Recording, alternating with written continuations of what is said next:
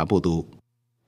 再来看农委会将对动物保护法的修法，4月28开始预告草案，嘛强调讲这是这几年来上大规模的修法。动保团体是表示讲，这届的修法有2项突破，一是动保员伫紧急状况授权会当入去邻居厝来进行调查，嘛增加讲禁止伫夜市以娱乐、营业等目的送动物，也是交换动物。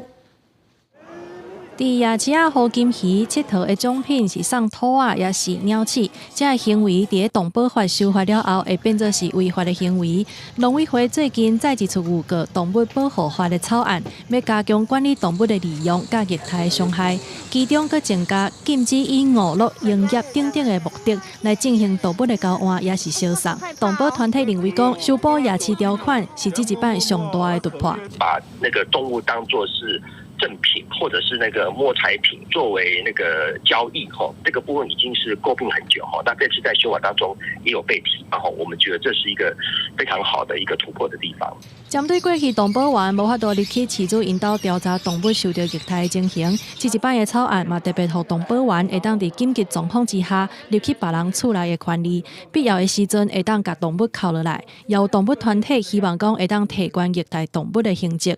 提高虐杀动物刑度以及